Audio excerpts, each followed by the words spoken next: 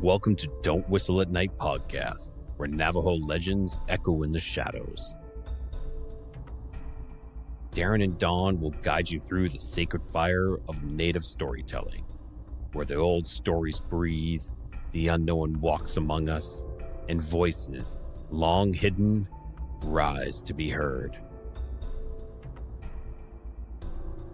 And remember, don't whistle at night.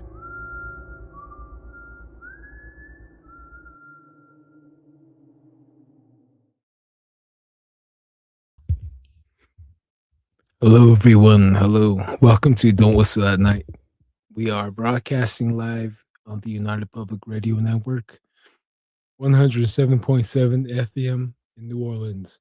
I'm your host, Don Yazzie, and my co-host, Darren Yazzie. Hey, what's going on, guys? Hey, there he is. There he is. So, who's the guest today, man? We got Jim Rollo. Jim Rollo. Is that right? Canada. Huh. Yeah. Really? I always like talking to the Canadians out there, the Turtle Island brothers out there.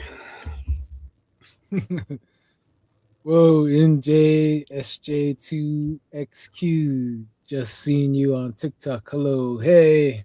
Oh, yeah. Yeah, I was on the TikTok live trying to tell everyone, hey, we're going live over here on YouTube, Facebook, jump on Twitch, whatever, just jump on. I download the TikTok thing for the laptop, so I'm trying to mess around with it, and got a lot of people want to share stories, so it's like a little tiny output out there to reach people as well. There's a lot of traffic up there, up in TikTok. What's up, Javon Colshell 24/7? What's up? Good evening, Dawn and Darren. Excited for this episode. Oh man, thank you. We're excited to bring it to y'all. Oh, here's Jim. All right, guest of honor. Here he is, Mr. Jim Rollo. Right here. That's me. Whoa, kind of foggy there, buddy. Whoa, just getting out of Woodstock. Oh, that's hot.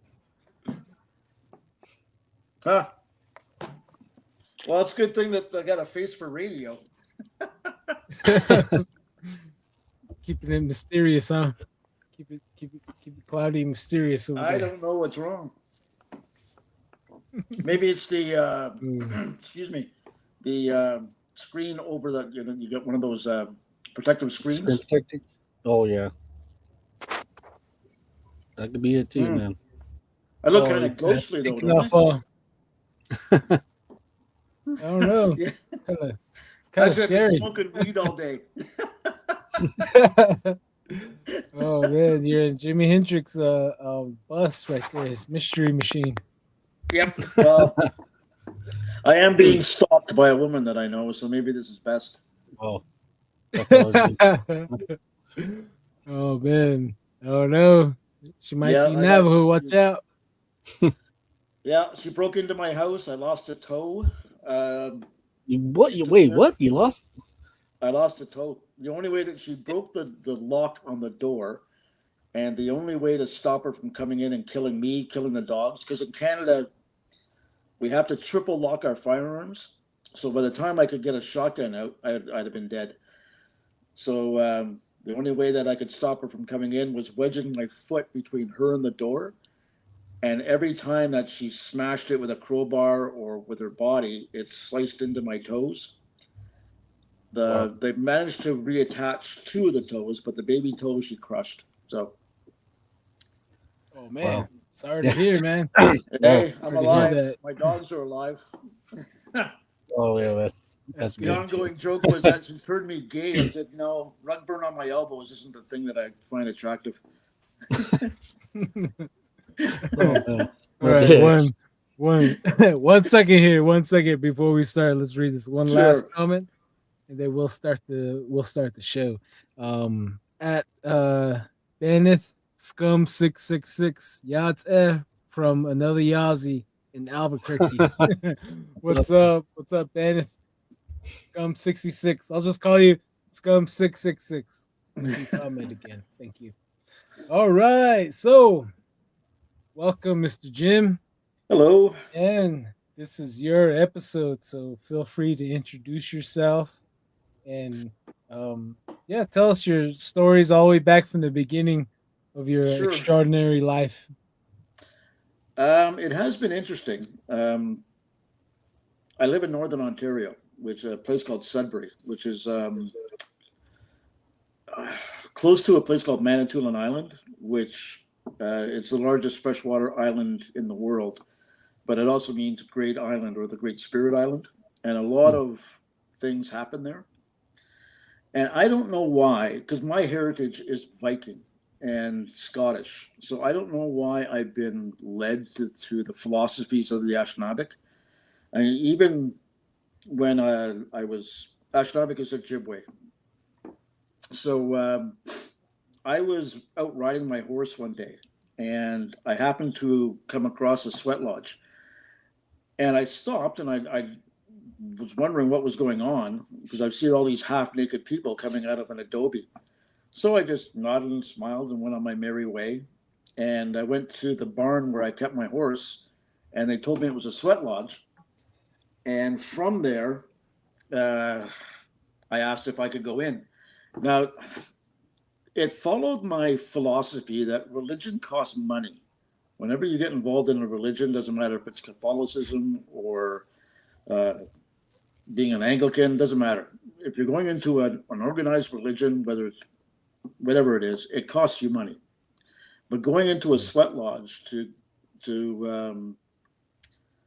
get a greater connection between yourself and the spirit, or the self and the creator, all it takes is just tobacco rolled in a red cloth, and you present it to the elder, and he accepts you in.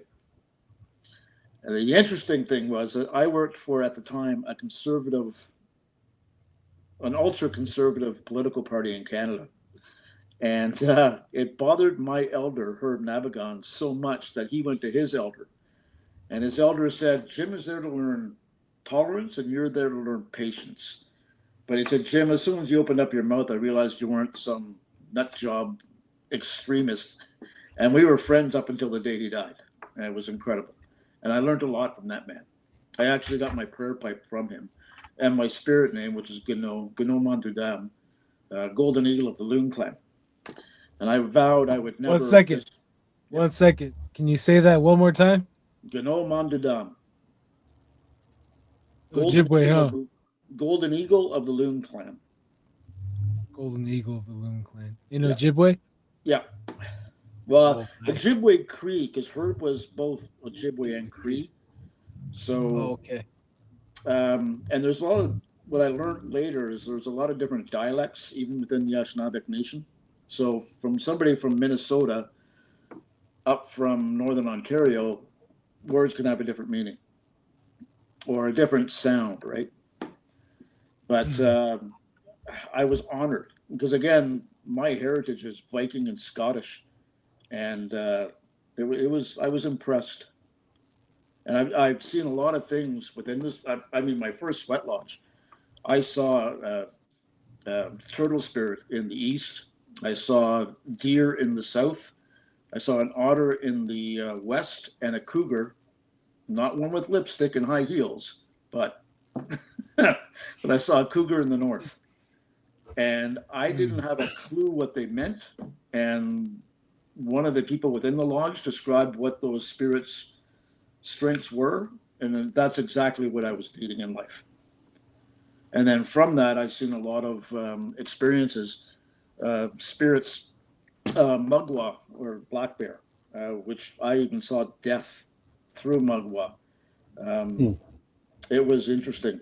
I saw a skull come to me, I saw Mugwa come to me, and there was a spiral in between his ears. And then he came out at me as a skull, jagged teeth, and then disappeared. And when I asked Herb what this meant, and he said not to frighten you, but it sounds like somebody that you know was going to die within 3 days, 3 weeks, and 3 years, somebody close to you. and it's going to be an awful death. And sure enough, I had a fellow whom one of my first memories when I was about 2 or 3 is of this man, and we're playing with a toy jet in the hallway. And whenever the jet, you remember those old jets you roll backwards and it would go forwards? It was a little key type thing. And every time it would crash, he would say, "Oh, 700 people died." And he's one of my first memories. He actually taught me how to carve. Incredible man. But he had his own demons. He's a severe alcoholic, and that's what he passed away from. But whatever Herb had predicted, that's what came forth. It was incredible. And then I saw the little boy. We were on this is my 4th fast before I got my name.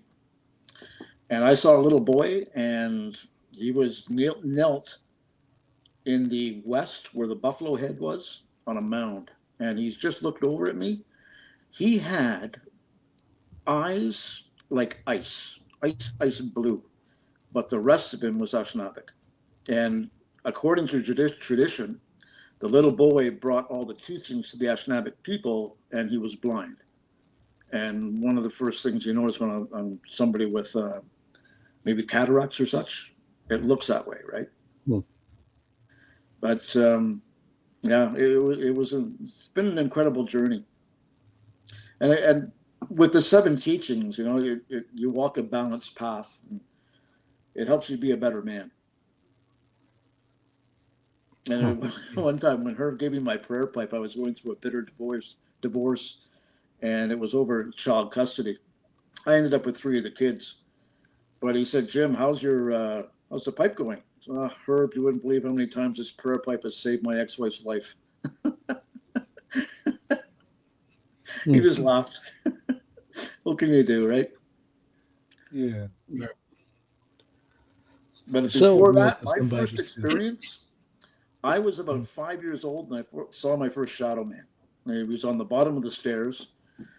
I was so petrified that I convinced my mother, and that's what I saw. She called the police. She called my dad, and the police did an investigation. Nobody was there, but that shadow man was at the bottom of my stairs. And we lived in a townhouse at the time, and it was built on a swamp. There's no history of anything that could correlate with that. It was incredible. Wow. So what were your parents teaching? What was the Viking history? We were raised with the United Church of Canada, which is a Protestant organization. My mom was raised Catholic, but I had no affiliation with Ashnavik police whatsoever, other than going to university and meeting a few. And I found interesting too. And I'm sorry if I'm just going all over the place, but there was a gentleman who did paranormal in, I think it was Wisconsin. And he ended up at 3 mounds. And apparently it's quite known in the States. And he audio taped somebody saying in Ashnavik, "Welcome to the place." A good friend of mine, Will Moran, he doesn't call himself an elder. He calls himself a knowledge carrier. Because there's a lot of animosity, let's say, between almost not animosity, but a rivalry or a jealousy. And I suspect you guys have it in your own communities where cousins don't like cousins and they start to spread crap. Yeah. Sadly, we do. Yeah, exactly. Yeah. I mean, it reminds me of the teaching that we got one day when the creator gave 2 people buckets and said, "Go get crayfish." And one was a Jugganosh, which is white, and the other one was Ashnavik. And the Ashnavik came and he had no crayfish other than one. And the Jugganosh came back and his bucket was full. The creator said, "What happened?" The Ashnavik guy said, "Well, I'd put one in, I put another one in, and the one that I first put in would push the other one out." It's so true, right? You don't want to see each other succeed. So We have it within our own culture, but it seems more predominant or noticeable in the communities up here, anyways. And it can be ruthless. So that's why Will calls himself a knowledge carrier. And I got to admit, I've learned a lot from him as well. Yeah, that's all you can do in life is just learn as much as you can. And, Yeah. Make best friends. Make Yeah. friends. And all you can do is be truthful to yourself, right? Right. Yeah. With wisdom comes great sadness as well. Oh, The yeah. more wise you get, the more sad you get. Realizing Yeah. there's things that you can't change. Yep. So Yep. I feel you on that. Well, it Yeah. makes us who we are. I remember Herb.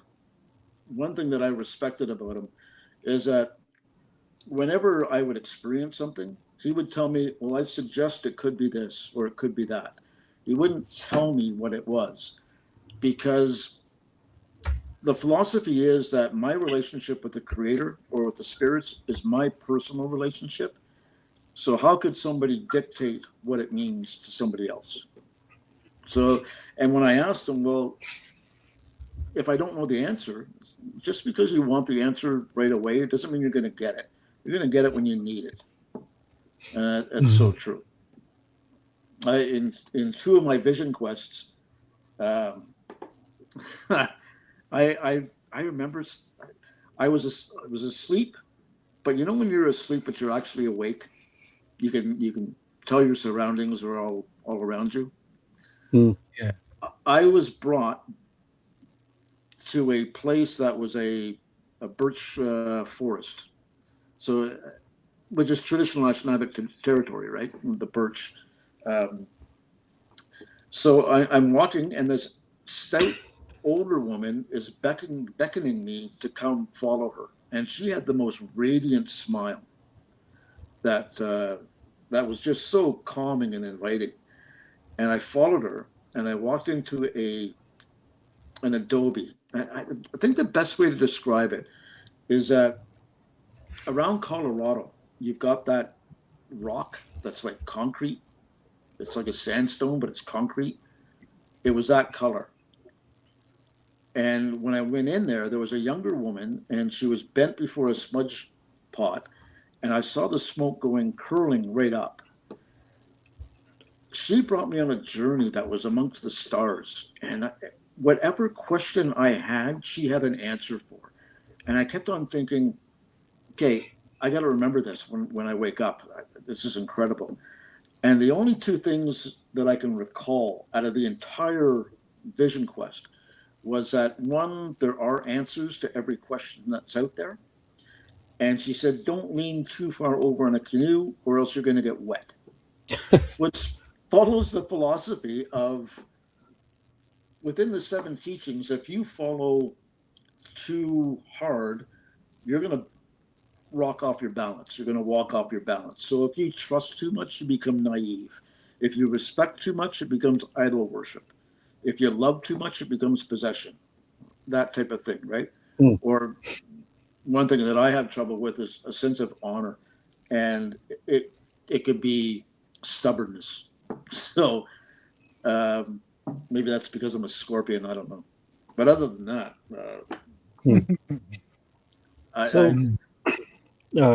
if you don't mind, do you mind sharing what the 7 teachings are? Or oh, sure.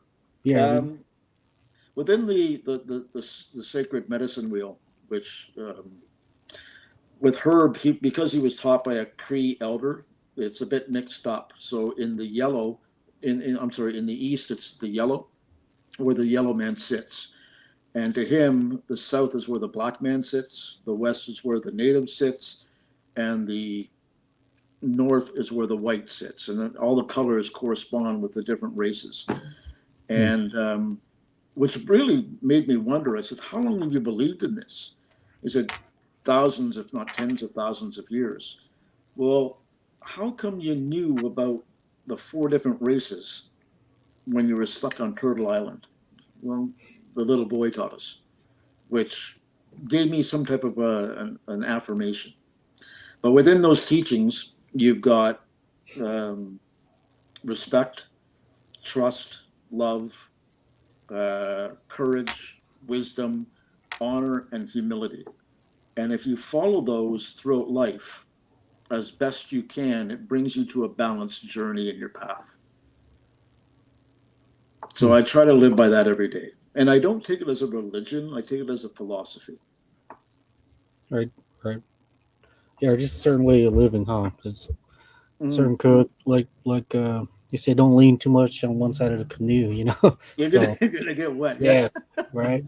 That Lean just side- makes yeah. that makes more that makes sense, you know. That makes it's really funny that these that there was kind of humor in this in this teaching this person that you met, this lady, you know. Mhm. It's you would think that they would they would kind of be more serious, but it kind of it makes me happy that that they have humor. There's some knowledge and humor. All you have to do is look at the platypus. Right? Who's gonna stick a duck's bill on a beaver? Oh, Oh yeah, yeah, strange creature. yeah. Do you know how like crazy this creature is? Like it's they have no stomach. They They glow in the lay an dark. egg. Yeah, they lay eggs. They're poisonous, Yep. and they use like the electronic or electrical stuff in their beak to like sharks. They're a really odd creature. If you really look it up, you'll make you laugh. They glow in the dark, which is really weird. It's really weird, and uh, they they excrete milk from their skin. So Really? how yeah, like how weird is this creature? If you really look at it, it's a really odd. It's a Well, really that's odd. one of the reasons why I like Northern Ontario. We have no poisonous snakes, no sharks, no crocodiles. The only thing we have to worry about is bears and wolves and the moose. We actually more people get killed with moose than anything else. Yeah. Wow. 1 second, guys. 1 second, guys. Let's catch up with the viewers real quick. Z Sun Dragon 6461. Hi Don. Hi Darren. Hey, What's what's up, up? Z Sun? Says hi Jim. Hello. And Sally Fourth Alone says hello. Hello, Hey, Sally. what's up, Sally? Melody Alvarez 1378. Hello. Hey, Mal. Polar Knights from Twitch.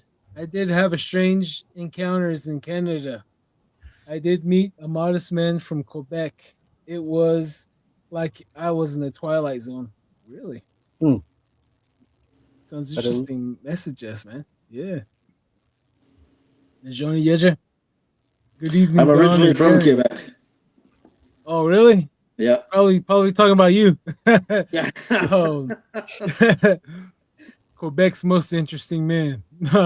Najoni Yeja. Good evening, Don and Darren. Wanted Yeah. to stop by to say hello and listen for a little bit. Thank you, Thank you. Najoni Yeja. Fabian Perez. Hey, man. What's Hey, up? what's up, man? Amigos. Good evening, bros. Hope all's well. Little Wolf C13. What's up, Little Wolf? Hey, She's hi. Then damn Mika. IKEA James. I'll just say James. James Okay. 3993. Hello. And true to my tribe. Hey. 0918 clans. Oh, it's after 10 in Canada, so no clans after 10. Yeah. Do you know where your children are? You know where the children are. Okay. Go ahead, guys. I don't know why I've had all of these experiences, but they all been beneficial. They've all been helpful. I only had one experience that was traumatic, and when I was in university, there was a professor at Laurentian, and he did the 2 o'clock wow syndrome, and that's where you feel your body is completely immobile, but you can still look around and think, and it feels like something pressing is against your chest, and it feels absolute evil. And I've had that experience. But I've also had other things that are completely opposite to that. And even some of the experiences that just broke down and made me cry because I needed it. That horse picture that you see there, that's my horse Winston. I'm sorry, Mm. Wilson.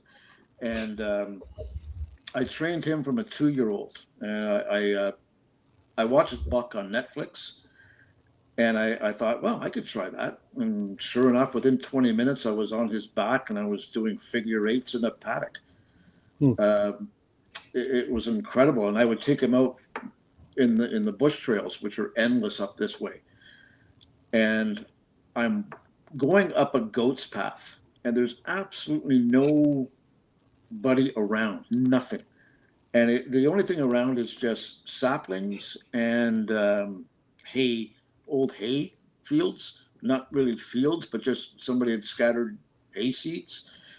And there's no water. There's nothing really pretty or picturesque. And when I turned the corner, I saw a. You can see them at Costco. You know those benches, those wooden benches with the Mm. wrought iron handles or armrests that are really skinny. They're in Yeah. outside lawn furniture. So I saw that, and right beside that was a blue toy steel baby carriage. And inside that baby carriage was a Raggedy Ann doll missing an ear. Nothing was weather beaten. The doll looked like it was brand new, except it was missing an eye. I got off of Wilson, and I had a dog, a mastiff at the time. His name was Buttercup. And I sat at that bench and I lost it because I had just lost two granddaughters. Um, Lorna lasted 7 hours and Lily lasted three. And because I'm a Sorry. single dad or was a single dad at the time, I had to remain strong for my daughter. Uh, so I thought. And I lost it. And that horse took 2 steps forward, rested his snout on my cheek, and didn't move for 15 minutes. Hmm. And when I went back 2 or 3 days later on that same trail, those things weren't there. And I still can't explain it. And it follows the philosophy, whereas you just accept it.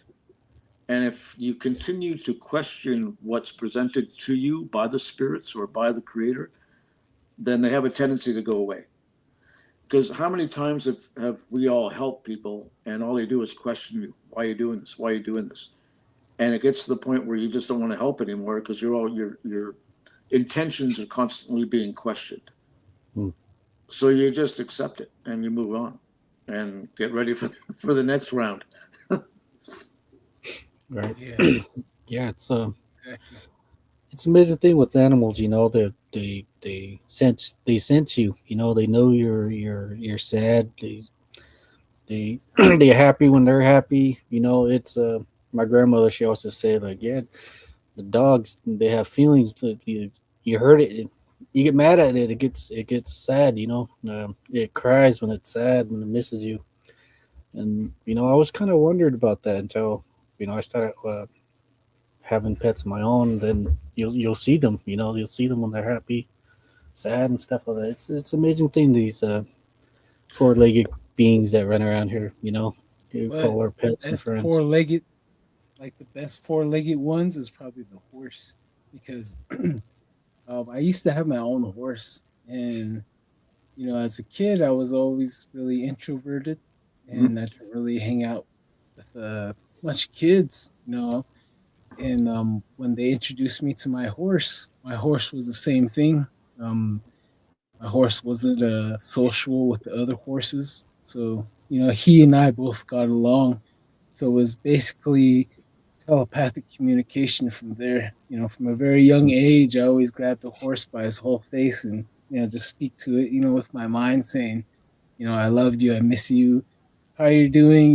Just Yep. introducing myself. And then, like as I came into a adult, I always kept that no matter what horse, what ranch I was at.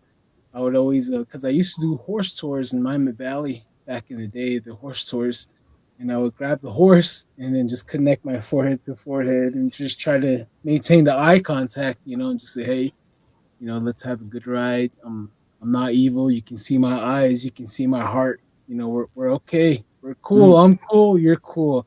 let's go have a good time. Then I would Hmm. saddle the horse and I would talk to it, because I know that's how you would choose your horse. Yep. If you're a social person, then go get yourself a social horse. And if you're an introverted person, go study the horse. And if you see a horse that's off by itself, then that horse is for friendship with two-legged because they're awkward themselves. We're Mhm. awkward. So, two-legged and four-legged usually becomes best friends all the time, especially a horse. Hmm. But There yeah, I was thought a I'd share that. no, thank you. We had a teaching once where before before first contact, the Ashnavik people had the ability to talk to animals and communicate, and we've lost that. Not only from um, this point in time, but even how can I put this? Even those who pursue something beyond spiritual lost it. They've lost that Yeah. trust. Hmm. And how many people do you know that Mhm. would prefer a Porsche or a diamond ring over to getting a closer relationship with your environment, your land that you step on, or the trees that talk to you? Well, And that's the one of my favorite um, uh, poets is Chief Dan George when he talks about the forests. They talk to me, and it's true. And you go walking in the bush, and there was actually a study done in Finland where if you're anxious or show any type of sleep inability or insomnia, within 3 days of walking or being around pine trees, your electrical chemical uh, buildup changes back to what you feel comfortable with, and you're able to sleep. It brings back balance. hmm. You can't get that within a city breathing in fumes of carbon monoxide or touching Right. concrete. Yeah. You need that reconnection with a living, breathing earth. And by far, I'm not a tree hugger. No, God, no. I think they should Yeah. leave Greta wherever she wherever she sails to. Yeah, that's just It's like, yeah. your Again, people can take it to extremes, right? So uh, there's a your balance. there should be, there should be a balance in this life, Mm. especially with us and nature.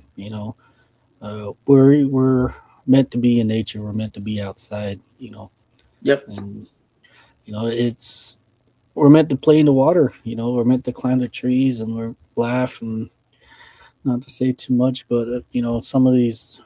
I would go back home and I would see the tree that we used to play on as kids, and it's still there. And I would call that tree my friend. Which Hmm. is a really odd thing to say, but just looking back, like wow, I grew up. That tree's still there. So I get the same whenever I smell sweetgrass, and I'll be walking in the bush. And to be honest with you, I could be peeing on it. I wouldn't know what it looks like, but I smell it, and I'm brought right back to a sweat lodge where I feel absolute right. peace. Yeah. Mm. Yeah, that's Yeah. true. Take your shoes off and walk around in some grass. Hmm. So Soil in between them it's all it toes. takes. Real quick, guys. Let me Mhm. read these viewers real quick. And we'll continue again. Little Wolf C13 says, Yay, got the shout out. Thanks, Don and Darren. Hey, you're Hey, welcome, what's Little up, Wolf. Wolf? Nivea's Angel. Hello, y'all from AZ. What's up, Nivea's Angel? AZ Lyman 47. I made it. Sorry you're competing with the NFR. Choose wisely, AZ Wiseman, AZ Lineman. Mort Ali. Hello. Hey, what's up, Mort Ali? Assalamu alaikum. Um, Nivea's Angel. I was told there are pain eaters. I was told they are pain eaters. Hmm. Wait, I can't remember which ones. Oh, it's talking about horses. Let's see here. Yeah. A horse won't cheat on you. No, that's true right there. Nivea's angel, they are connected to us, all animals. That's for sure. Mhm. Nivea's angels, diamonds and gold mean nothing. Oh yeah, that's for sure right there. Diamond and Yep. gold. All right, Can't eat Jim. it. Oddly enough, Comment. Sometimes we get really behind on comments. Sorry, but go Okay. ahead. oddly enough, I was at a place called Willisville Mountain. It's in between Sudbury and Manitoulin Island, and it's where the what's it called? The different shields. In one, you've got the Cambrian Shield, which is around my area in Sudbury, and then you've got Manitoulin, which used to be a ancient ocean, and you could walk all over the place and find fossils of fish and plants. But I was with my son at the time, and we were just walking the trails. He went off to play with his toy soldiers, and I'm sitting there looking at this mountain range, and there was a golden eagle that kept circling us, and it was so close I could see its eyes, which I later found when that was my spirit name. Ah, there must have been a connection there. It Hmm. was incredible. Uh, Even to this day, you just something like I said, you just gotta take a deep breath and go, okay, let's go with it and see what happens. Uh, Mm. Well, you're being scattered out, I would say. They yeah, found you found your place, you know. So yep. that's always a good thing. You found your place. So, uh, going back with these shadow beings. Was that the first time you seen one, or were there other incidents like this growing up in your youth? You know. That was the first one was when I was about 5, and then after that, it was you would just be walking, and all of a sudden something would appear and then gone again. And oddly enough, my kids, when my daughter and my son were walking from coming back from a pool, they said, "Dad, you wouldn't believe what we saw." Okay, what was it? It was a black shadow, and it was just like a blob. And my daughter said it just went from kitchen window to kitchen window, and that was in a townhouse area. So Hmm. she said we followed it for like 5 houses, and then when there was a break in the houses, it just disappeared. And all you can tell them is that number one, if it confronts you, there's no reason to be afraid of it, because fear is actually what feeds it, right? That's All right. why we were taught with Yep. Wendigo, um, or even with your skinwalker. If you talk about Mhm. it, it gives it more power, and that Yeah. power causes it to strengthen, and then causes you to be more fearful, and that goes on and on and on. What I see in that too is a lot of people see the economic benefit or value of that, and they actually encourage it. So uh, whenever we're talking about Wendigo, I've heard stories where it was just a child or a tale to keep your children in line. Don't go out in the bush because Wendigo's there. And I've actually talked to other people where they said, "Yeah, we saw it," and it's Well, it's it's a hard distinction between, excuse me, what we call a night spirit, which is there to chase away Wendigo, and actually Wendigo itself. So because I was just told don't uh, bother with it, I never even pursued any followings for it. So or any mm, type of description. I'd rather be happy with the pleasantries of walking with a creator in the spirits. One right. second here. One These second here. My buddy Rod, remember last episode? Darren, he said that mm, when the Wendigos come or Sasquatch come, they would ask the little people to come and help. Kind of like push them away. Is mm, that like what he meant? Like you ask the spirit of the night to kind of ward off Wendigo? It's like the same deal. Yeah, same deal. You offer tobacco, and you ask that night spirit to chase away anything within the shadows. But my mm. experience with little people, It was close to that Willisville Mountain, and I'm taking pictures. I bought a new camera, and I'm taking pictures of the dogs, and I'm taking pictures of Lake Huron or Georgian Bay. And you know that sense when you feel as if you're being watched? It was incredible. And you're always looking over your shoulder. So I didn't hear any voices. I didn't see them, but there wasn't a wind. There was no breeze whatsoever, nothing. And I'm walking up this trail where it's completely abandoned. I am the only car in the driveway. Excuse me. And I've got two old English Mastiffs. If anybody was around, they would have just wagged their tail and went up to them or found them, right? So I'm walking underneath a maple tree, and it was just a sapling, so it wasn't that big.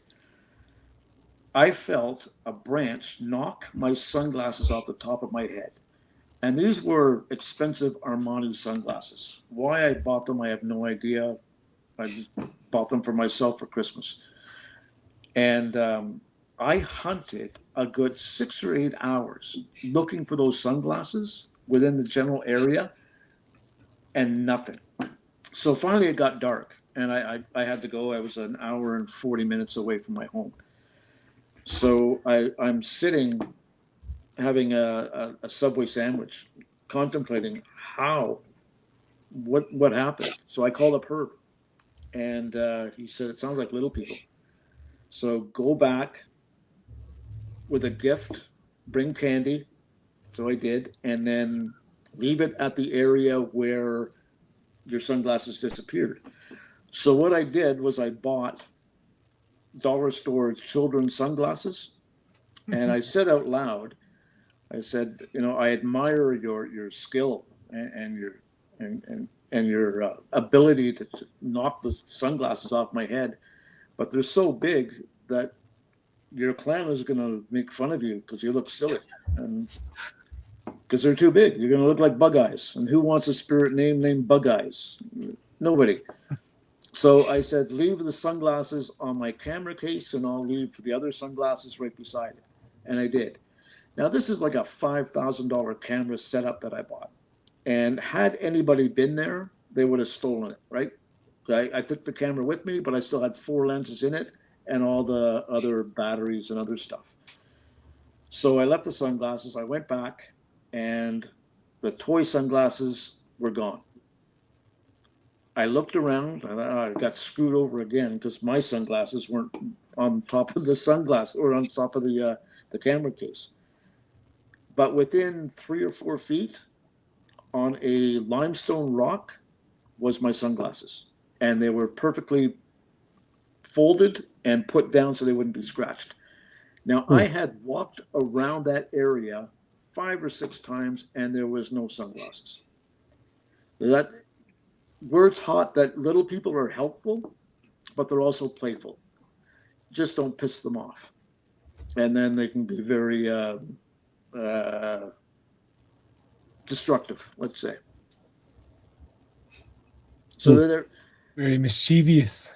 Yeah, they can mischievous. Be.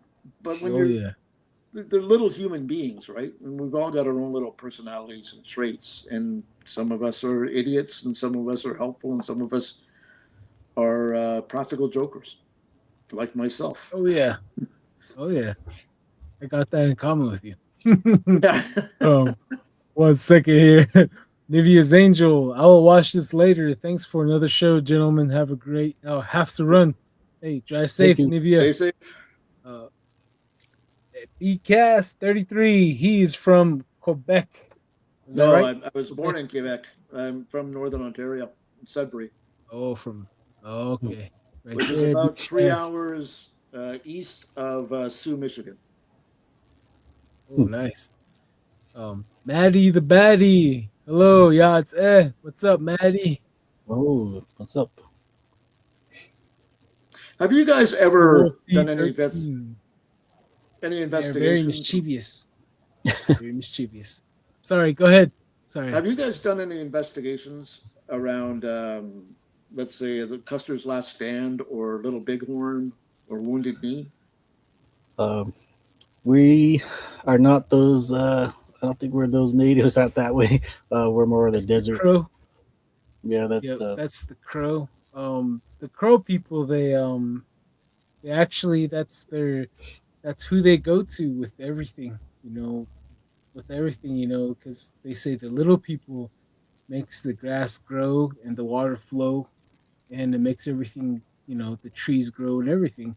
So they help them in their time of need, and that's their go-to, the Crow people, the little people. I have yet to get a Crow native on here to further dive into that topic, which I'm really, really interested in. Every tribe seems like they have a certain society where they communicate with the little people, mhm. and I am pretty sure we have our own little society that does the same thing, but everything is kept sacred. And Rodney Williamson on Lodge Tales, they have a society as well, the Little People Society in the Blackfeet tribe. So it's a Here we're topic told we have that yet to they get in deep into. Hmm? Here we're told that they live in the rocks and they live in the trees. Like not up in the trees, but within the trees. It's almost like they're in a Yeah. portal and they can come in and Yep. out whenever they want to. There Yeah, was we all a fellow on it's called Manitoulin Island Unexplained, and there's a lot of UFOs and ghosts. There's a lot of also First Nations. And one fellow said he was walking. He was part of the Medewan Lodge, which I don't know too much about because they won't allow non-natives in it. Um, they do a lot of shaking tent ceremonies. I've been to one of those. Um, that's where I experienced the spirit of Bigfoot or Sabe. Um, but from that, he said he was walking collecting birch bark because they believe that within birch bark, or I'm sorry, within driftwood, reside animal spirits. And then when you look closely, you can actually see the image of whatever is presenting itself. And he said he was sitting there having a smoke, and one little person came out, saw him plain as day. The little person looked at him, and he walked right back into the tree. Hmm. Which Yeah, I these don't these go for it. If that's what's happened to you and you saw it, who am I to judge or who am I to question? I may have questions about what was he wearing or what was the purpose of him showing himself, but I don't have any doubt. for sure, Yep. just like this Sasquatch, people see them. A group of people see them, Mm-hmm. and it comes with a lot of questions with itself. And the whites, they get their first hype off that was it Bill Gibson video filming, and that's Yeah. that's pretty much the go to. But Well, even a bit before Native, that, with who's that guy, Sir, somebody who did Everest, the first Everest yeah, climb. they have the footprint, right? The Yeah, the Yeti. footprints. Yeah. Yep. And these Native Americans, they we all have stories. They've been around forever, Mhm. and Well, up and here, they're protectors of the water and of the forest. that Hmm. and that's the best thing about them. They're for us. They're medicine. They carry medicine with them. It comes with teaching. And on my side of the reservation, they um, come with a bit of forcing. You see one. I was always told that a great change, going to happen to you. In the area, and sure enough, it did. It might have took some time, but this Sasquatch, yeah, so as we call them, the Navajo Nation. If it wasn't for the encounter that we had, I wouldn't have met Don, and this podcast probably uh, wouldn't have gone the same way. So, for that, wherever this Yates is, Mm. uh, yeah, thank you. A lot of stuff's coming from it, man. I tell you this, that I never thought I would be um, talking live. Don and I were talking this week, and we're like, dang, bro, like I never thought I would be on Spotify. You know, people listening to us. And we're meeting a lot of really interesting people, and it probably wouldn't have happened if that Bigfoot, didn't appear. So Mhm. to that, um, a lot of stuff, a lot of positive stuff's coming our way, and we're talking to a lot of different nations out there, and uh, each episode is comes with its own blessing, and it's amazing. It just gets really amazing nowadays. Every Well, Sunday. more people are more You open to guys, it. yeah, I mean, just yeah. what Nowadays, mhm, 30 years ago, what we believed in was considered unlawful, and we'd end up in jail. Right, for real, you're right, smoking the right. devil's lettuce. Yeah. I know the Yeah. you guys need to watch go on Hulu, try to get Hulu and look up Blood and Myth. It's about the UPEC and the little people, and it ties in with the little people, murder, crime, so it has a little bit of all that mystery Mm, involved. And one of the encounters of the actor that became a murderer, they told him, the little people told him that you guys need to speak your language again. You need to practice your culture again. You need to sing your songs again. That's one of the that's what they told him. So I'm just like, mm, Was wow. he a murderer before he met the little people? No, no, after he Oh, encountered really? them, and they you got to watch the whole thing. They kind of they mess with him. They played tricks on uh, him. He was an alcoholic before, so I guess he started like like the seven sins, you know what I mean, like you were saying, the Yeah. seven teachings. He started to show pride and access, like gluttony, uh partying, drinking, and just liking all that attention, and that made him a huge target for the little people that he encountered while he was fishing. And then wow. they influenced him to strangle his mom. And then whenever the police asked him how did they strangle him, he just said, "You guys would not believe how it happened." He said it was the supernatural force that took place that night in that room. That's all he kept saying. He still denies killing his mother, but I There, don't doubt it. there was a court case that happened back in the mid 80s on Manitoulin Island. And the guy murdered his neighbor or somebody within the community. But he explained it in a way that the judge said this is culturally acceptable, and they let Mhm. him off. Now, his argument was that he believed that the man whom he killed was possessed by the bear spirit. And when the bear spirit becomes so powerful, it could overwhelm that individual. And if you notice how a bear walks, it walks with the front leg and the rear leg on the left side. It goes out at the same time. And when it works on the right, it goes the front and the back go out at the same time. So it's basically like two people walking together, walking upright, one right after the other. And he said the bear spirit, he did everything that he could traditionally to rid this man of being possessed by the bear spirit. Finally, he got a sacred spear. He had it cleansed and blessed by various elders who were well known in this area. And he ended up stabbing this guy and killing him, and the judge let him go. Cultural awareness, right? Right up here in in Canada, anyways, we have restorative justice. So First Nations have a lot of power on sentencing, Oh yeah. and Mm, it overrides much of the colonial.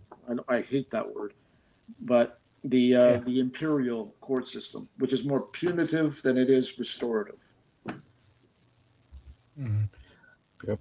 Well, It was in Canada. It's called Royal Court, right? Something like that.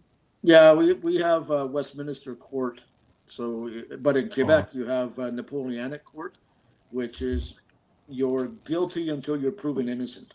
Here we have innocence until proven. It still costs you tens of thousands of dollars to prove your innocence, but It's three different justice systems within Canada. Wow, I would have never guessed that.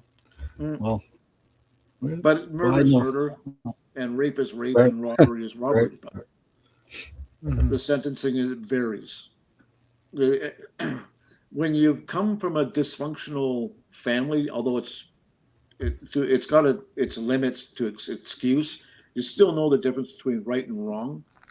But if you've never been taught about consequence, or you've never been taught that, 'cause I don't know about your communities, but in a lot of Anishinaabe communities, there's no sense of possession.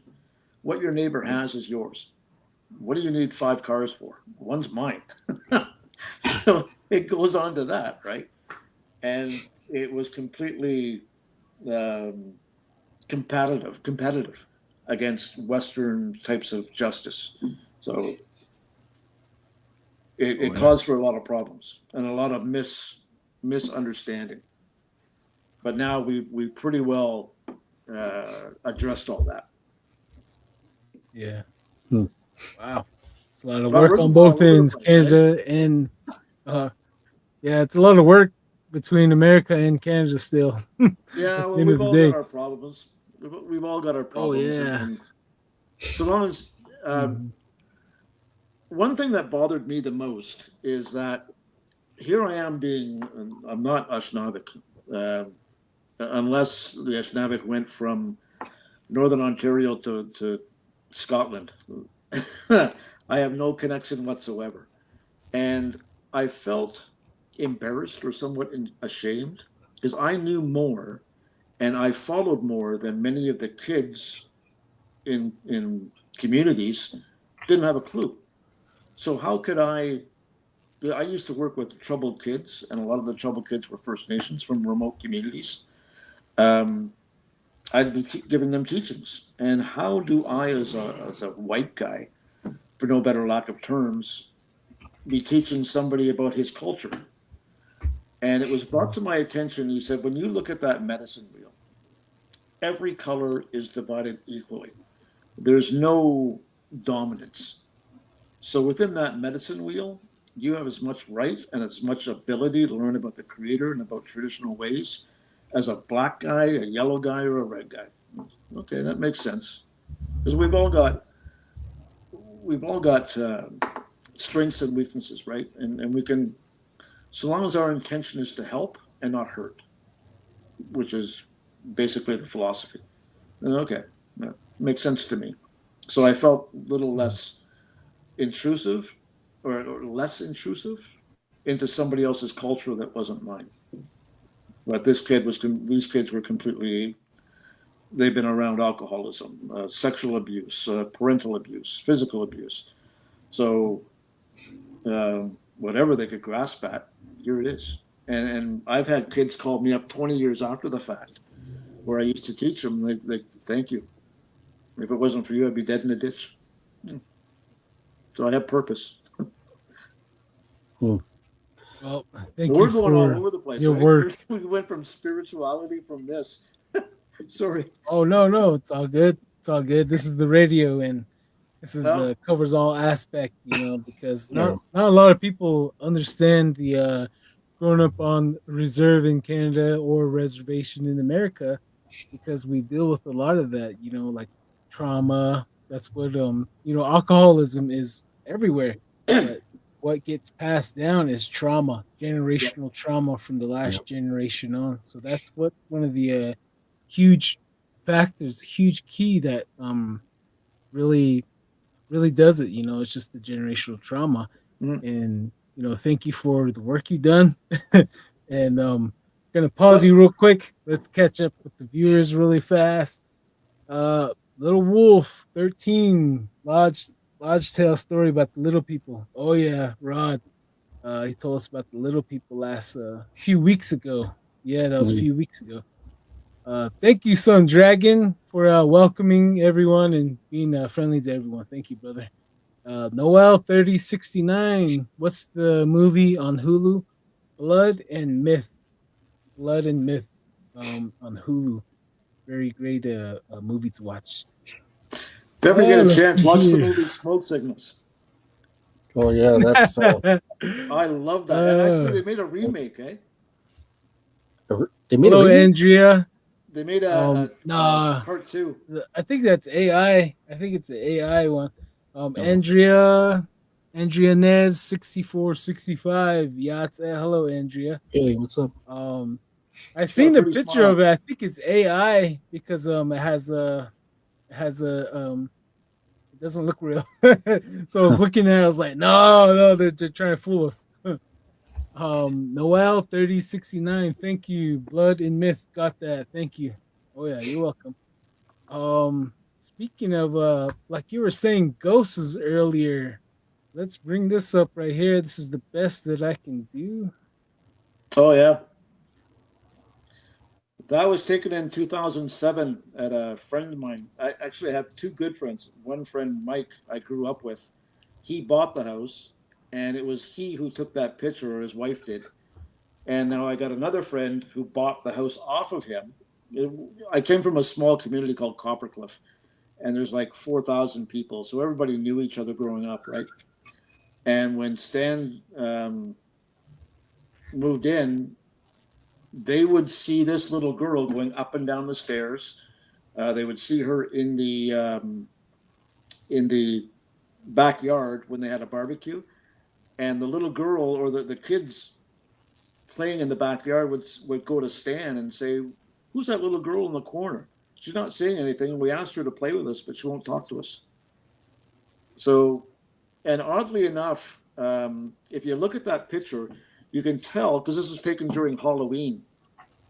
If you look at it closely, you can see an old-fashioned snowsuit underneath her and the old-fashioned galoshes, those big rubber boots that kids used to wear in the 20s and 30s. And Mike's mom, we lived close to a creek. It was so full of pollution and mining waste that it was orange. It was awful. This little girl, a little girl, I don't know if it was her or not, but she drowned in it. And they rushed her from the creek to Mike's parents' place and tried to resuscitate her, but she was already blue. So they couldn't, and they figured this is the little girl. Wow, And that is. she'll, eh? I was Sorry, go gonna She'll ahead. say go this. up Sorry. and down the stairs. She'll talk to kids in the middle of the night. And I don't know what it is that ghosts want to appear in the nighttime, but they were waking up Mike's two little boys, and they would say, "Mom, can you tell the little girl to stop bugging us? We want to go back to bed. We have school in the morning." And she wanted to play. And Oh, Stan, who's got a little chihuahua, and I hate that dog with a passion. It's a Nazi. It's horrible. And Nazi. it's horrible. I mean, I got mastiffs, right? And they don't bark, they don't growl, they don't do anything. And this thing, if you knock on the door, it wants to go through the door. It's got little man syndrome. And Stan's wife and his daughters will dress it up in tutus and ballerina crap, and it's no wonder the dog's pissed. But in the morning, they'll see the dog's toys or the dresses beside three dog treats. And they figure it's this little ghost who's playing with the dog. And because the dog treats are in the kitchen in a cupboard and the door is closed, nobody touches it. And the toys and the tutus are locked in a chest. And these things are opened up and laid down beside each other on the living room floor. You know what, this wow. this picture is Okay. actually a really good picture. You can actually see the fabric Yep. details. You know, it's you can see the folds in the clothes, Yeah. uh, the hair. You know, Time. it's this is Now, this actually was really taken good. from an old 8mm video camera because it was back in 2007. And Mike's wife, who took the picture, she said, "All I saw was just an orb in the carport. And then when I What? turned the video into stills, this came up." Wow, you could That, you can see the eyes, the nose, the mouth. You yep. know the Even the basically curls in her hair. right. That Yeah. is. I was just looking at that too, and you, there's a lot of. You can even I see the ears. I would Yep. say. I see too. You know what? When a child now, I assume she's about 6 or 5 or 7, between that age, because she's still got that milk tummy. Yeah. Right. Right. Yep. Uh, Yeah. and she definitely has That's crazy. bangs going across, and you see the hair. This is Hmm. actually Yeah. Try really to pull amazing. that Amazing But picture. the eyebrow. eyes, you Yeah. can see through them. Yeah. He's almost kind of transparent too on her left side, Yep. on the right Now, if I side. saw Yeah. that in a carport, I'd shit my pants. I don't care if she's a little girl or not. Whoa, yeah. Yeah, this picture is kind of weird. It's off-settling, that's for sure. Yeah, it's It's definitely proof. It's proof. yep, yep. It's really a really good picture. If it wasn't anything else, Yep. this could it looks more solid if anything. But What makes me laugh is Stan is like 320 pounds and 6'5", and this ghost has riled him so much that when he shuts off the light in his bedroom, he jumps into his bed, and his wife laughs at him because he doesn't want anything to grab him, grab his feet underneath the bed. hmm, And Man, what he gets me must. too is Stan is an atheist, but somehow he's comfortable with living with a ghost and knowing he's living with a ghost and being an atheist. I don't know. right, yeah. Well, makes him wonder, huh? Maybe, Yeah, I find well, that a lot of atheists are more anti-religion or institutional religion than they are about anti-creator, anti-God. hmm, And I also find a lot of atheists, they it takes on a religion of its own. They want to disprove you rather than just say, "Oh, okay, you believe what you want to believe, and I'll believe what I want to believe and walk away." No, they oh got to yeah, prove you wrong. You can't. No matter how much you try, it's basically your own personal experience and your own faith, right? mm, Mhm. well, Yeah. some people just want to This argue, is so uh, it's just the way it is, and I'm pretty sure it's gonna be the same way afterwards. But uh, Well, the reason even why I asked about the if you guys have ever done any investigations in Wounded Knee or Custer's Last Stand, they've done a lot of investigations at residential schools. I don't know if you guys have them up your way, but in Canada, they would take children away from communities and take the savage out of them and put them into a school where they were abused or killed. A lot were educated, but their culture was completely stripped. Whereas if you spoke your language, you were beaten. And the Catholic, there was one up around Spanish where my elder Herb was thrown into. He said they had the Jesuits, the Brotherhood, mm, and whenever the kid would speak the language, they would force him to sit on a steel chair and electrocute him with a car battery. wow, And it got to the point where whenever they had dignitaries come in to inspect the school, that was a form of entertainment. They would actually do it. And I've been sitting around some of the healing circles where there's still grandparents who experience that. It just makes you sick what they would do to a child. yep, And at a lot of these residential schools that were investigated by these paranormal groups, they see a lot of ghostly children wandering the streets or wandering the hallways and such. And I've been taught that spirits in Ashnavik who come back as ghosts or are connected to a certain area, it's because they are lost. They haven't got the connection to what they've accomplished in their life. So if you feel as if you haven't accomplished what you needed to, or some type of a trauma mm, where you lost your life, they'll hang around. yeah. These boarding school, the there was so much evil stuff going on in these boarding schools. It's gotten to the point where they would kind of fear the cross. They would fear it because these the people that were carrying it were wicked people. Mm. And And they justified it by their belief in God. right, We can do and whatever we want to because God's with us. yeah. It's You're probably just not a the sexually repressed individual who's beating up on children or having sex with children. right, and it's disgusting, and it's that's going to be my one of my goals in this is to bring awareness to this, even this Jesus, this Christ being the man. Uh, uh, uh, I'm more than sure he has his judgment for these people that did such things like these, and for the Native American. I totally agree with how they feel about it because I see it, and I know it's there, and uh, it needs to bring more awareness to it, and these boarding schools too. Also, man, I hear so much stuff about these boarding schools too. People, they would actually feed sick children to the other kids. Ugh. Because they didn't want to feed them. Why feed a Native American? We feed yourself.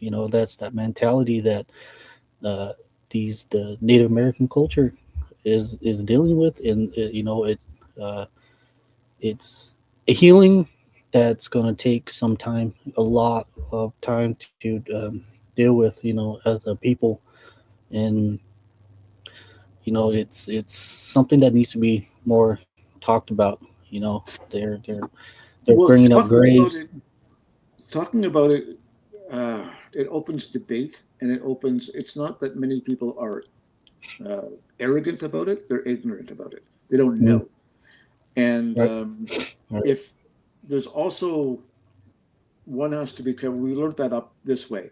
You have to be careful not to blame because that forces resentment and counter resentment, mm, and then people just end up hating each other.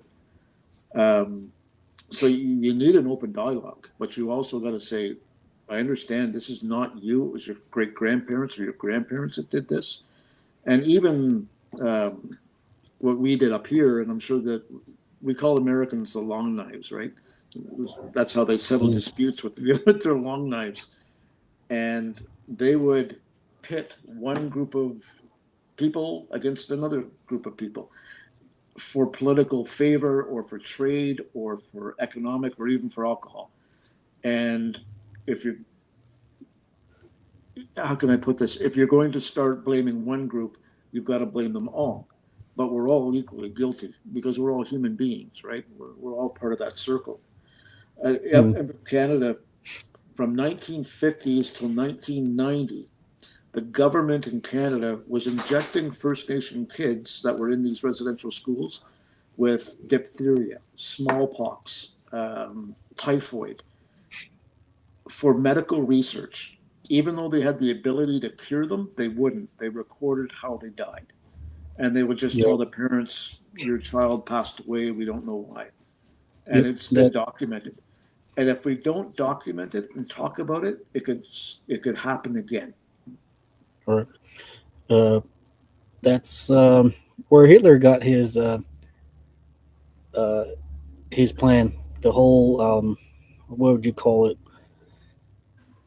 One world, one word, one man being. I forgot the word for it, but they did the study, and that's where he got his idea for what he did and justified was by the Americans and the eugenics Yeah. project, them sterilizing women without them noticing or without them without their consent, and I don't know about injecting the them. States, but in Canada and South Africa got it from us how to identify First Nations by male lineage or how was it now? It's your grandparent. If your grandparent was native, then you're native. The Nazis did that with the Jews. That's how they identified Jews, and we copied it. And then the South Africans with apartheid copied it from us. I don't know about the states how you guys are identified, um, But to learn from somebody so evil is just, it's just horrible. Right? It doesn't say a lot for humanity. No, no, don't.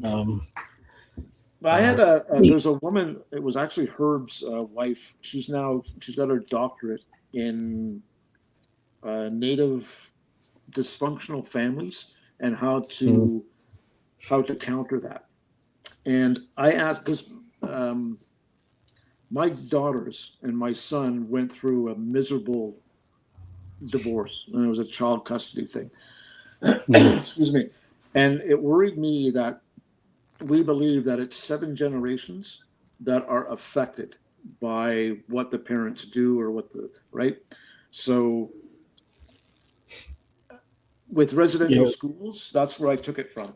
So I've got 7 generations that I've got to worry about within my own family. And Herb's wife said, no, it can be 7 generations if we don't address it. However, it can stop at one when you recognize the problem and you yourself deal with it. That makes sense. So there's always hope, right? It doesn't have to take forever. It starts with you. It starts with us, and that's how we mm, make change. Cool. yeah. That's communication. Communication with yourself, and knowing your flaws, knowing yourself, and knowing what you can and what you Yep. need to And uh, I get our help on. remember um, one of the teachings that we had in the sweat was about communication. It's got communication is how we have a relationship with anybody, whether it's a store clerk, our spouse, our parents, you name it. Now, that sense of communication is extremely strong, but extremely weak. And we can easily break that link with certain steps. If we stop talking, we stop listening.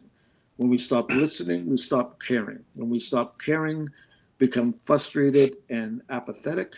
And when that happens, we start to hate. And when you start to hate somebody, you can justify anything upon another human being that's absolutely vulgar. And it all starts with a simple, "Hey, how was your day?" Right. And listen for the response.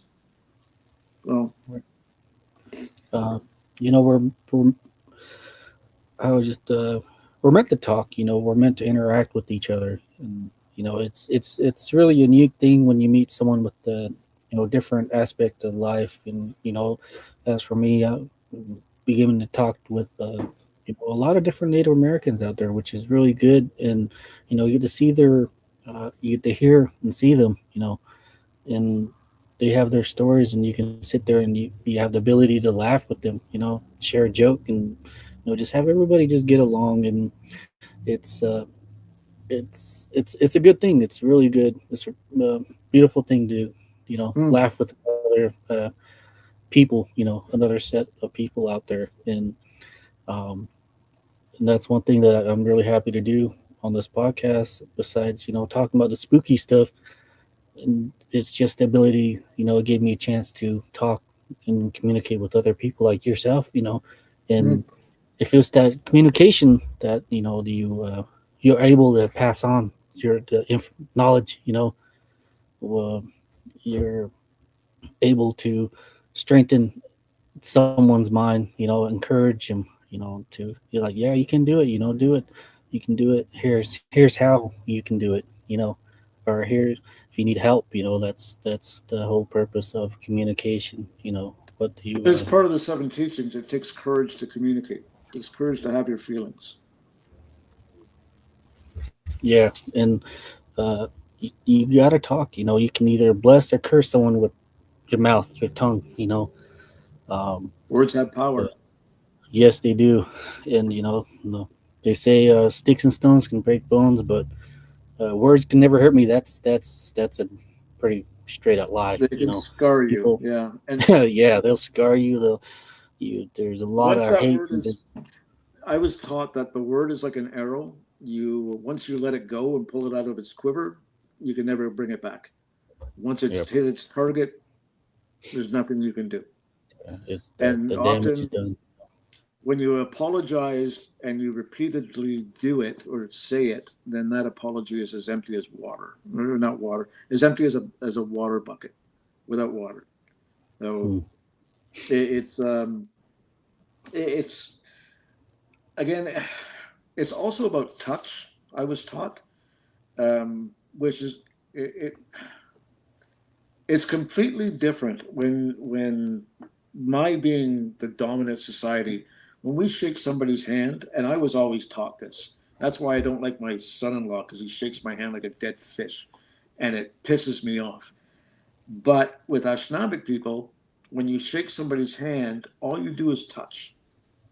It's because my focus and my attention is on what you have to say and how you present yourself to me rather than the handshake. And for us, the handshake is more dominant, right? A firm handshake means respect. And it's kind of like putting somebody down on their knees. And it took me forever to learn that lesson. And finally, I've got it. Whenever I'm around Ashnavik people, that's how you shake hands. That's how you greet somebody. You simply put your hand out and it's touched. Yeah, okay. Because I respect you enough not to intimidate you or not to force myself upon you. No, I like that. Again, it's part of the philosophy, right? You know, it's a good thing. You know, people, you know, they find their ways in life, and as for you, you know, you found your calling, your way of life through the seven teachings. You know, and you know that's Right. always You a guys good. hear me now? Right? All right, Yeah, Tim. we got you. Oh, okay, finally. All right. Sorry. It's that you know, it's a teaching, good teachings. You know, like you said, you don't need to be the same race or the same color. You know, good teachings is it's good. It's good all the way around this world. You know, this Turtle Island. You know, just giving someone some good water is always a good thing. You know, so Isn't it strange though? Now they're finding out that your words can. Hey, Jim. Yep. What other paranormal stories do you got for us before time's in? Sabe, I Yeah, was oh, at a yeah, Sabe. yeah. Go for it. I was at Yeah, a shaken if you tent can tell us ceremony, how. Okay. um, and I'm sitting there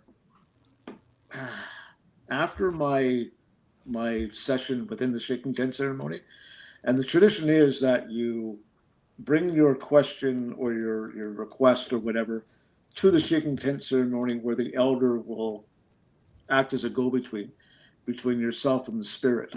And I asked my question, and it was his response was completely oblivious to me. I still don't know what it meant to this day. But I went back to my chair. Now, within the shaking tent ceremony was a community center, and it was shaped like a horseshoe. So there's the windows are all closed, and the doors are all shut.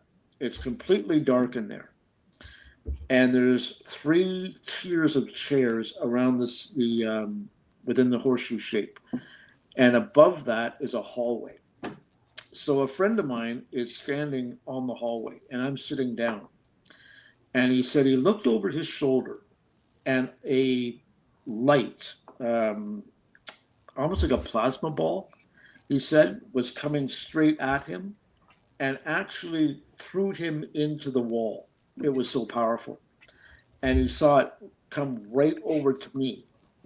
And it was then, um, I can't be specific that actually foretold what I'm going to share with you now. Is that I'm looking down at the floor trying to contemplate what this elder had said to me. And I looked over and I saw a thick, hairy set of legs right beside me. I mean, thick. And I slowly looked up and I saw muscle. I saw a tummy that's all hair. I saw arms that were the size of tree trunks.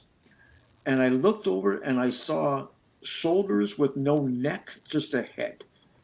And the kindest, calmest eyes I have ever seen. And I'm looking there in awe. And Sabe, or you guys, I don't know what you call Bigfoot. Ito. Up here, pardon me? Yeah, Ito. Okay, we call him Sabe up here. So he's looking at me, and he said something, and I'm sorry, I don't understand your language. And that's what I said. I'm sorry, I don't understand your language. He threw his head back and laughed.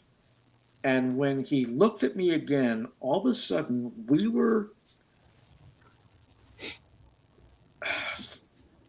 I was on sitting with him on a wooden, I'm sorry, on a flat stone gray fence, and we're just overlooking a valley, and it's a full moon. And he said something to me again, and again I said, I'm sorry, I don't understand the language. And he cupped his hands together, and he showed me what he had, and it was an eagle whistle, and he blew it.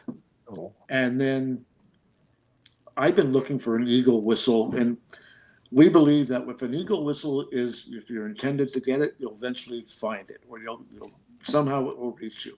That's how I got my pipe. That's how I got my turtle rattle, my drum.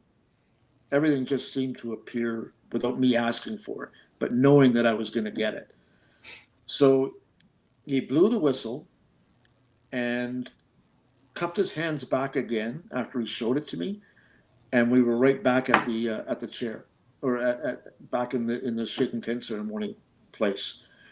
And that's again when my friend said, all of a sudden that ball of light that was right beside you all this time just disappeared.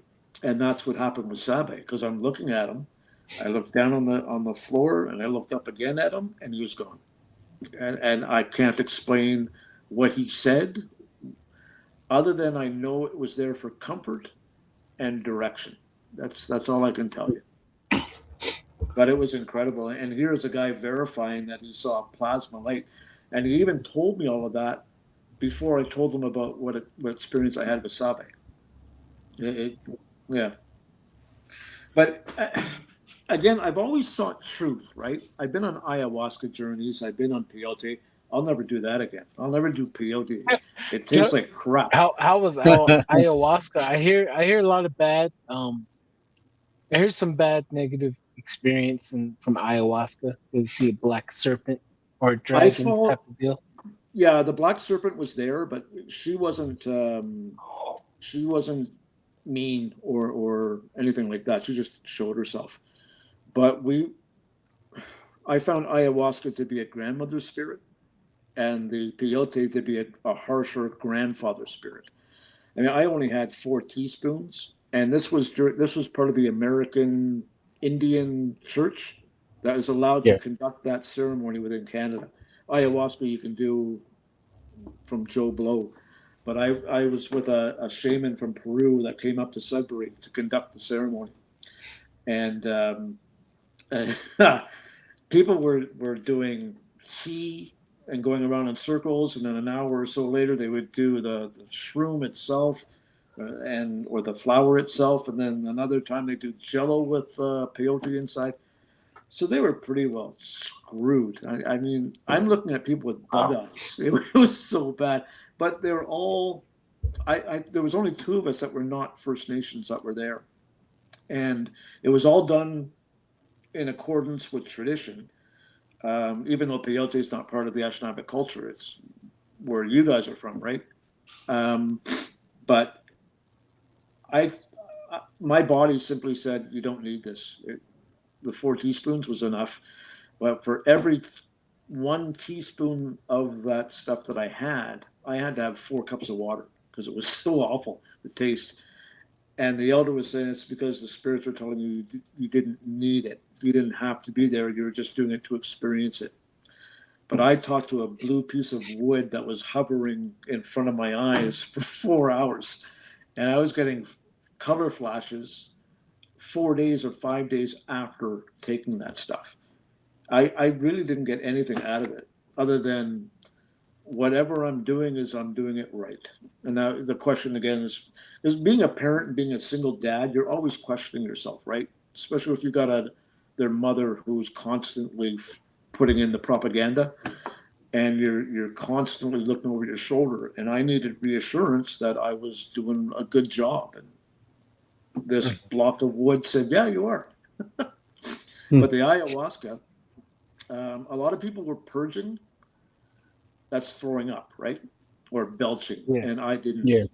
I was good with it. And again, the shaman who was there said it's because you had no evil within you to purge yourself. No, you came with true intent, and you don't have anything to be ashamed of. So nothing came out of your body or your spirit. I experienced death through ayahuasca. I got to talk to people whom passed away that I miss, and I got that reassurance that they were okay. Um, I the death part. The best way I can describe it is that it was almost like I was underneath flowing ice because I saw all the geometrical of a snowflake and ice, and I'm going underneath it. And all of a sudden, I was in a dark limestone cave, and I saw torches. And then from that, I can't even describe who brought me out of there. Other than, do you know those wine or those rum bottles you see from Jamaica that are all different kinds of colors with different yellows, oranges, greens, and it's like a brown blob that's kind of looks like an overweight woman, but it doesn't. Mm. That's the Like best way. Sailor Jerry's, Pardon me? kind of like the Sailor Jerry bottle type of deal. I don't even, because I don't drink. So, Oh, okay. Oh, okay. Never mind. but I'm but trying to I've seen remember. it in the liquor store. Sounds familiar. And Oh. it's kind of reminds me of an abstract Aunt Jemima. Does that make sense? Mhm. Yeah. Yeah. So Yeah. that grabbed me by the hand and led me into different areas. And I was in a job with oil and gas, and I'm dealing with absolute scum. I mean, these people would shoot their mother for a buck. It was horrible. Yeah. But it paid the bills, and it gave me what I needed out of life. So nod and smile while you bend over, right? So I questioned that, and it said, "Don't worry about it. It's just bringing you to where you need to be." And yeah, now I'm comfortable, so I'm doing well. I also got some indication of what's going on in the future, and that turned out to be true. It was a very very good experience. And again, I don't like throwing up, and I didn't purge. Some idiot brought one of those Tibetan singing bowls, and I thought my head was going to explode. But then the shaman changed their song, and the person stopped the bowl ringing, and everything brought me right back. It was a good. And what people, when you open your eyes after taking it, even though you're still on it, you don't have that fogginess. Your eyes are open. You're wide awake. You talk normally. Everything is fine. And some people were actually talking to the star people. I've only got 10% left on my bar, even though it's plugged in. So I don't know if I leave you, it's not my fault. Okay. Oh Sounds no. good. That's Let's read some of these comments real quick so you can let's see here. All right. Z-Sun Dragon, he's talking about the picture earlier. Looks like a big hand on the floor behind her right hand. Gotta look at that picture again. Kurt Right. W75, you're late. I'm late, Don and Darren. Great to see you, gentlemen. Jim, thanks Hey. for your time. Nice to meet you. Thank you. Oh yeah. Wow. So since the time is almost there, do anybody, does anybody have questions for our guest Jim here? I got a question. Hello? Sure. You guys hear me? Can you hear me? Yeah, I can, but I've only got 8 bars. Oh, Yeah. oh, okay. We'll make it last then. So so Jim, take us into it. When you took the ayahuasca, how was it getting into that realm? to that different realm? The first time I took it, I've only taken it once, and I'm fine with that. But he gave me about a shot glass, and I have never done drugs other than weed, and I don't even like that because I'm a diabetic, and I have been since the age of 2. So I've had it for 60 years, and marijuana mimics low blood sugar, especially when you're at a point where you can feel as if you're passing out. That's what it reminds me of. So I don't do drugs. Um, and I was apprehensive to have done it, the ayahuasca, until a friend said, suck it up, princess, and just do it. Okay. So he gave me my first ounce, and nothing, absolutely nothing happened. Then maybe an hour later, he said, okay, anybody want more? If it didn't affect you, here's some more. So he said, okay. So I got up and I took another shot glass.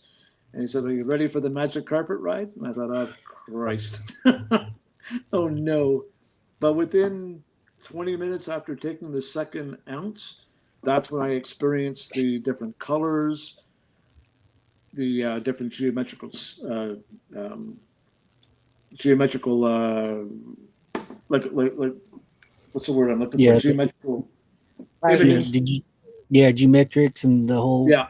Yeah, I hear people talking about that, and they say it kind of resembles. I don't know if you know Tool, the band Tool, their artwork, and it's all geometrics and all that. Yeah, Yeah, good I'm band. actually doing a little research on that, the whole DMT stuff too, and all the creatures and all the deities that are in that people see.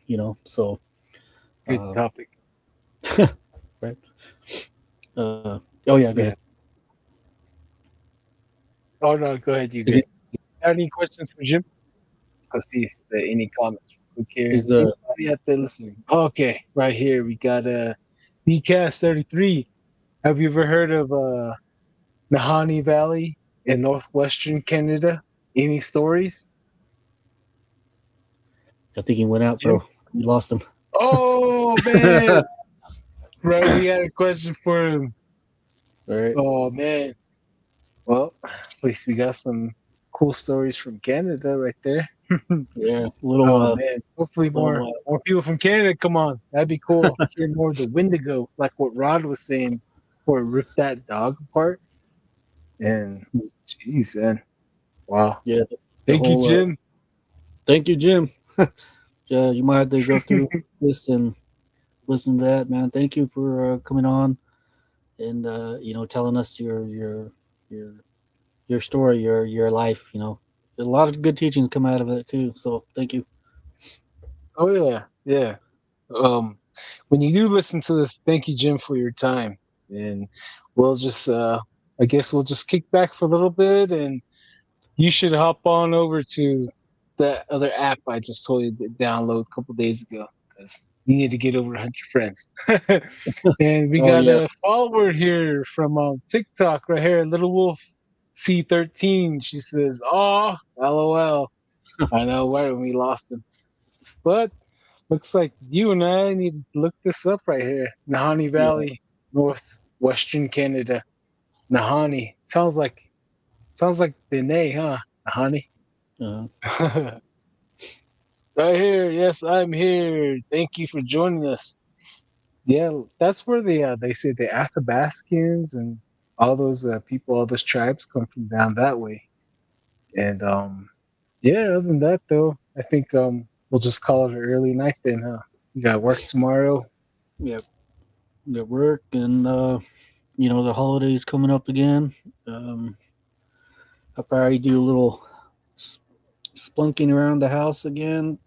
Put some batteries in the trail cameras and buy some more the Roku cameras too.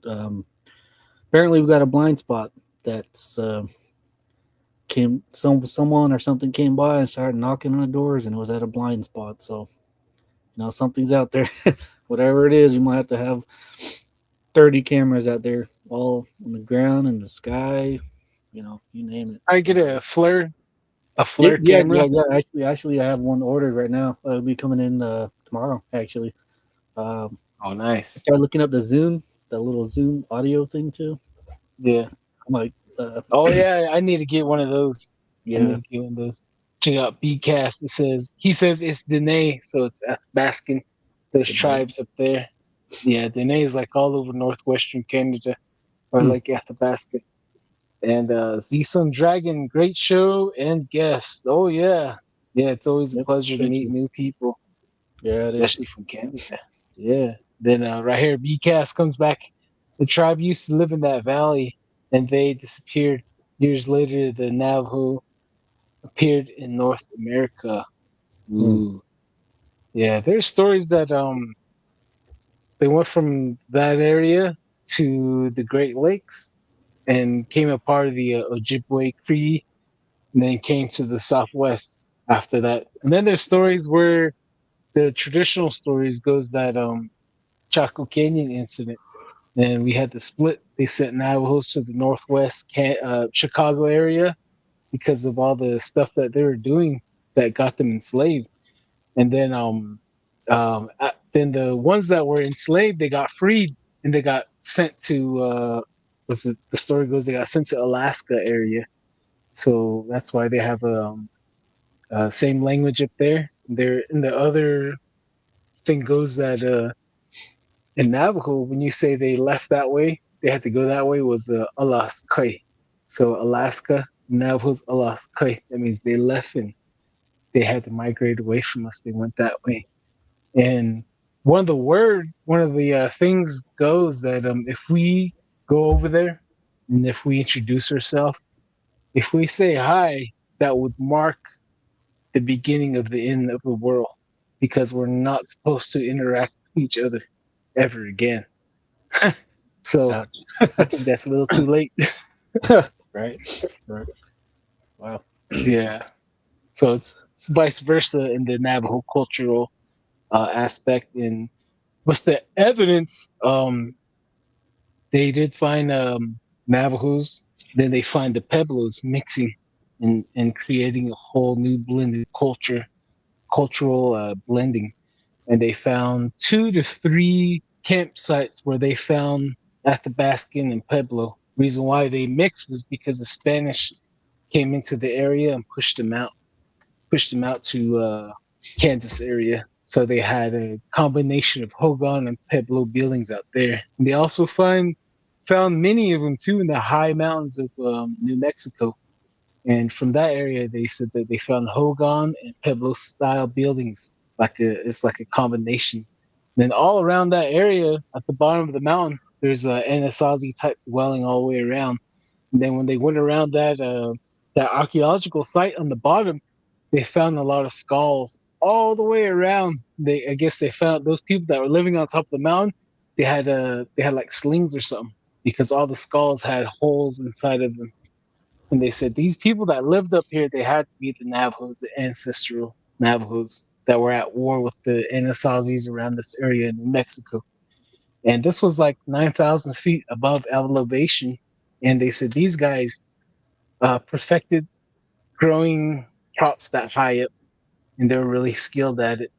Hmm. And so, yeah, that's evidence of blending. And like our clans has it too. We're blended. Like I'm Ute, Hopi, Mojave, and then all of us. We're all different clans. We're all different pieces put together, and we're all identified as Navajo. Right. Pretty strange. Right here. Oh, Crazy Coyote. He's quiet the whole time. Here he is. Crazy Coyote 13. From what I hear, we left the Great Mountains area. Oh yeah, that's what. Hmm. Yep. Because we carry that DNA of those ancestors in the Great Mountains. We carry 9%, and Lakota Sioux carry 11% of that DNA from the Great Mountains. Is what I remember reading. Crazy Coyote. Then there was a song that the Polynesian Hawaii sing about their mother. Oh yeah, Changing Woman. She taught us many. She taught us some songs, and she got on the boat to go to the west. And she said she had to be a mother of another people, so she left and she became mother of the Polynesian Hawaii, and possibly Wow. pretty cool.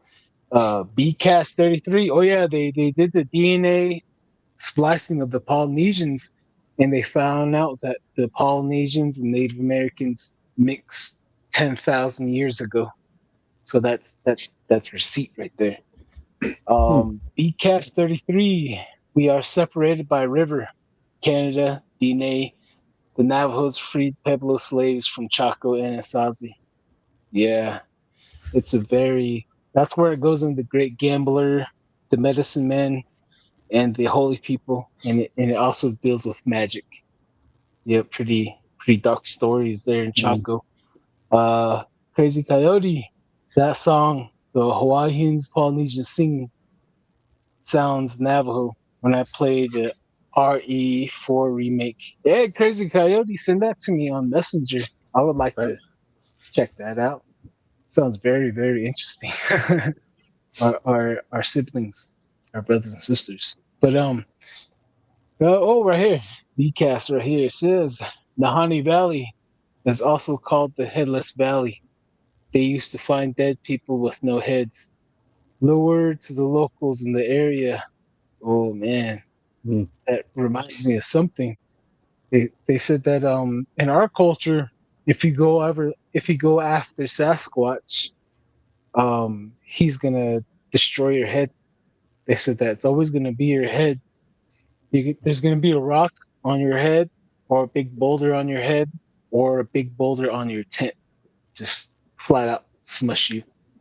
Yeah. And the no heads, I remember like from the Navajo culture, they called us because whenever we would kill an enemy, we would crush their heads flat like a tortilla.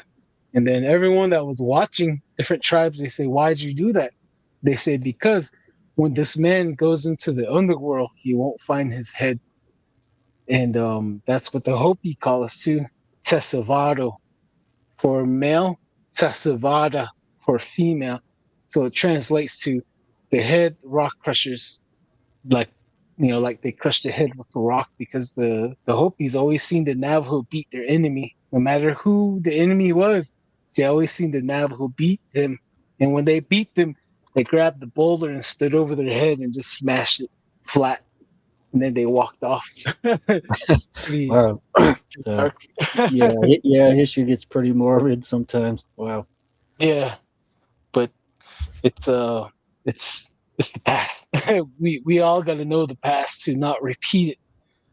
Like a lot of things that's going on today, a lot of the past is being repeated in politics. Like Mm. a lot of things that's going on is reminds me of what happened in Germany. In the 40s and 30s. Um, See here, Crazy Coyote. Something else to think about: why build in canyons unless you're hiding from something that can't climb rocks? Huh. That's very interesting, huh? I know Sasquatch can climb rocks. He's a real great climber. But I think it's more of a human, and a lot of them built in the canyons to avoid each other, to avoid maybe even other creatures. But I know everyone raided each other, and also for cannibalism as well, because cannibalism and magic go hand in hand. Here, Cast 33. Interesting. I honestly think the Nahani could have been Navajo Dene. Just my thought. Possibly. Yep. Possibly. I gotta go over there, check out the valley, go to sleep, and see what kind of dreams I'll get. Crazy Coyote. I've tried to find that. It's like trying to find a straw inside a haystack. Mm. Oh yeah. Who knows? Only thing to do is just go back and just dig. Who knows? But I think that's all the time we got today, folks. Darren, Yep. you have anything you want to say? Oh, well, the holidays are coming up. Try not to lose your mind over possessions. I think just being together and eating together is a great thing. And me being out here working, I don't really get to be around my family all the time. So, uh, you know, take some time. Reflect on what's going on in this life and what it really means. What this material world really asks. Not really. It's not a whole lot. So take care of yourself. Stop by see your relatives, see visit on your grandma and grandfather. I'm pretty sure they would be happy to see you and see what you've been up to. Stay warm wherever you are right now. And thank you for listening to another episode of Don't Whistle at Night podcast. We're trying to get on to. Well, I'm trying to get on spot. Oh man, what was that one? What was that thing? what was that thing called? TikTok. TikTok. TikTok. Yeah. I'm trying to introduce myself into TikTok, and I'm not really in tech savvy.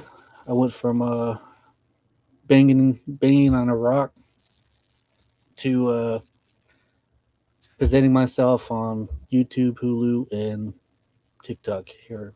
So like, share, and subscribe. Thank you. Oh yeah. Oh yeah. Thank you, And Darren. Jim, Oh, too. Thank you. oh yeah. Thank you, Jim. Let's read these last comments right here. BCast33, white shell woman was a Polynesian. Heard some chants are similar. Oh, I believe it. White shell woman does sound like a Polynesian. I would not doubt that. Um, all right, Crazy Coyote. Thank you, laters, brother. Later. Stoic, Stoic Dissension. I know I probably said that wrong. I need glasses. Says, dang, I'm super late. I was randomly thinking about the show and poof, y'all were live. LOL. Sending love from Northern California. I appreciate the show, guys. You have great conversations. Thank you. Oh, hey, thank you. Yeah. Thank you. Thank you, Thank you. Stoic. Appreciate it. We'll do our best to keep them coming for everybody. Darren and I love to do this, and hopefully we can Mm-hmm. the rest of our lives. Hopefully we'll get some material out there, boots on the ground type of deal for everyone. Yep. And you can see Darren and I crap ourselves. Crazy Coyote gift hack Xmas gifts. The best one comes from truck stops. Ooh, Oh, like yeah. the little bat. It's cute. Think cut out there, Don. Huh. My lost Don right there. If I'm still here, thank you for listening to Don't Whistle at Night podcast live on the United Public Radio's network. 107.7 FMs out of the beautiful yet mysterious New Orleans. If you have stories and want to talk to us, hit us up. We'll be more likely to present yourselves out here and join us on, the storytelling that Native Americans are telling. You don't have to be gruesome or gory either. Just good communication was always best between the nations. And Yeah. I got to say that ending part right there, buddy. I always wanted to do that. So Oh, okay. Yeah, I think I'm lagging, huh? The internet's messing yeah, up on my end over yeah. here. Like, I'm all talking away, like, oh man, come on. We'll read this one right here. Crazy Coyote. Merry Christmas and a Happy New Year. This guy, he made me say Christmas. So here, true to my tribe, 0918. I got a cousin that's looking for a good man. Right here, right here. I'll send you my Cash App, PayPal, $1,000 up front. Ah, Little Wolf C13. Thank you both. Glad I can join the live tonight. Oh, thank you, Oh, Little yeah, Wolf. thank you. Thank you. Don't I won't tell Benita that you're here though. Shh. It says human. Okay. I don't know what that is. Little Wolf. Ha ha ha. Darren, that's funny. Okay. Uh, BCast 33. Good night. Looking forward to the next one. Oh, oh same yeah, here. oh yeah. Same here. All right, guys. Um, this is the end right here. Little Hmm. Wolf says, "LOL." Shh. Yep. Yeah. So we'll introduce Darren to TikTok, the platform, pretty soon, and we'll interact more with you guys on there. So if you have the TikTok, look for us. Don't Whistle at Night. We're on Spotify. We're on TikTok. Um, Rumble, Facebook, Don Yalzi, Darren Yalzi. Facebook, look at the group, Don't Whistle at Night podcast. And thank you for tuning into Don't Whistle at Night. We've been broadcasting live here on the United Public Radio Network, 107.7 FM in New Orleans. Thank you, Darren.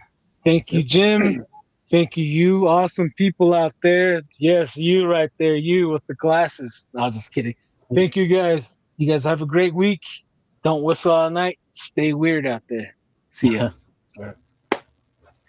All right, guys. Oh, yeah. See you guys.